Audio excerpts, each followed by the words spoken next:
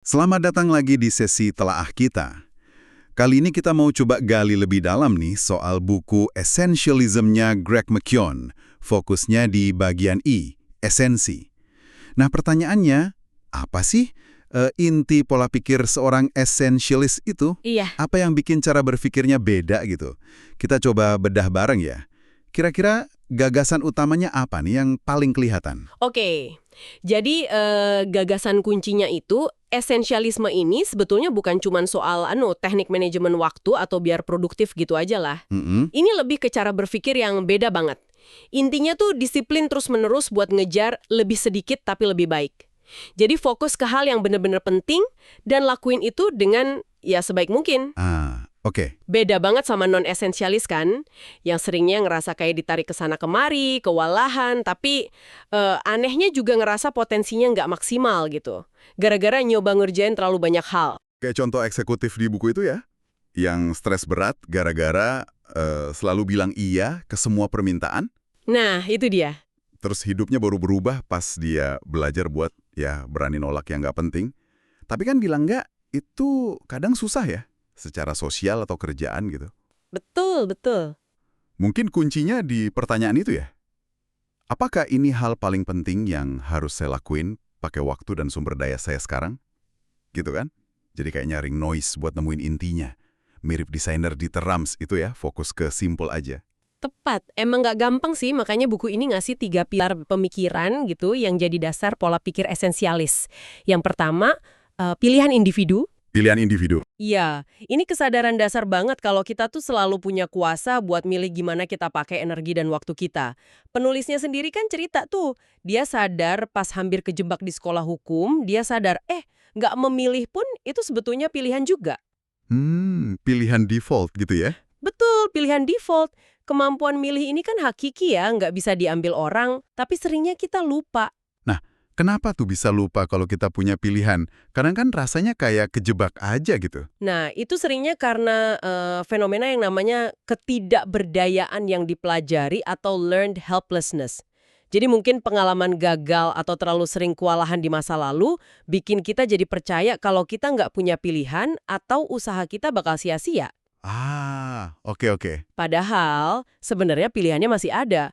Jadi ngenalin pola pikir ini langkah pertama buat istilahnya ngerebut lagi kekuatan milih itu. Oke. Pilar pertama soal kesadaran kita punya pilihan. Terus, yang kedua apa? Yang kedua, ini juga lumayan nusuk sih, hehe. Kenyataan soal dominasi noise. Dominasi noise. Maksudnya? Buku ini bilang hampir semua hal di sekitar kita itu sebenarnya noise, gangguan aja, nggak penting. Cuma sedikit banget hal yang benar-benar nilainya tinggi atau esensial. Wah, ini jadi ingat konsep kayak prinsip Pareto 20-80 itu ya? Atau hukum Vital Few. Nyambungnya gimana tuh di sini? Persis. Mirip banget sama Pareto kan, yang bilang 80% hasil seringnya datang dari 20% usaha. Atau hukum Vital View dari Juran, intinya samalah, mayoritas efek itu datang dari sedikit penyebab. Nah, esensialisme ngajak kita buat terus-terusan nanya, di situasi ini, apa sih 20% atau segelintir hal yang benar-benar vital itu? Nyarinya emang butuh usaha sadar, soalnya noise itu jumlahnya jauh lebih banyak, dan sering lebih berisik. Oke, jadi kita punya pilihan, terus kita tahu sebagian besar pilihan itu noise. Nah, pilar ketiga ini kayaknya yang paling menantang buat diterima ya. Realitas trade-off. Betul banget. Ini kebenaran yang sering pengen kita hindari. Kita tuh nggak bisa punya atau ngelakuin semuanya. Kamu mungkin. Iya sih, bener juga. Tiap kali kita bilang iya ke satu hal, otomatis, sadar atau enggak, kita bilang enggak ke banyak hal lain. Non-esensialis nyoba nyangkal ini, juggling banyak bola gitu, sampai akhirnya ada yang jatuh. Nah, esensialis sebaliknya, dia nerima trade-off ini sebagai bagian hidup aja, terus bikin pilihan sulitnya secara sadar, strategis. Ingat cerita penulisnya yang milih tetap datang rapat pas istrinya baru lahiran? Oh iya, yang itu. Penyesalannya itu kan dalam banget. Dan ngajarin pelajaran penting. Kalau Anda nggak secara sadar prioritasin hidup Anda, orang lain atau tuntutan lain yang bakal ngelakuin itu buat Anda.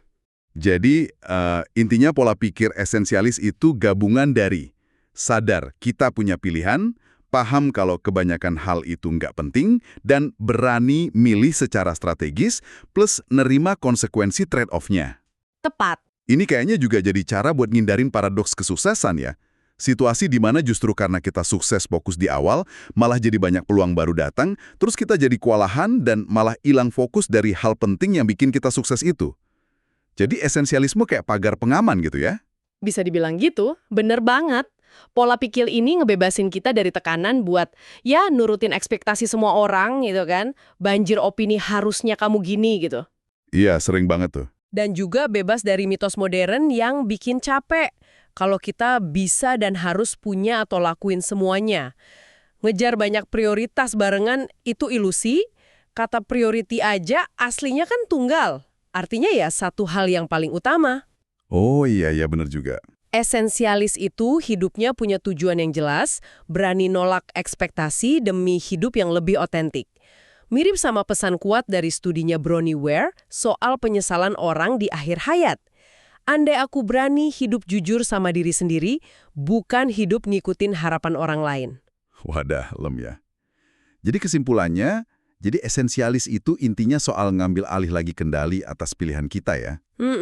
Fokusin energi kita yang terbatas ke sedikit hal yang benar-benar penting, biar kita bisa ngasih kontribusi terbaik dan nemuin makna sama kepuasan sejati di hidup ini. Iya, persis. Nah, sebagai pemikiran penutup nih buat Anda renungin, buku ini kayak ngingetin kita sama pertanyaan puitisnya Mary Oliver. Katakan padaku, apa yang kau rencanakan dengan satu kehidupanmu yang liar dan berharga ini? Mungkin tantangan esensialisme bisa dimulai hari ini, bukan dengan nyoba nambahin satu tugas lagi, tapi justru dengan sadar nanya, aktivitas non-esensial apa ya yang bisa saya ilangin hari ini? Buat ngasih ruang ke yang benar-benar penting. Kira-kira apa ya dampaknya kalau Anda lakuin itu? Wah, pertanyaan yang bagus banget buat direnungin. Oke deh, sampai ketemu lagi di sesi telaah kita berikutnya ya.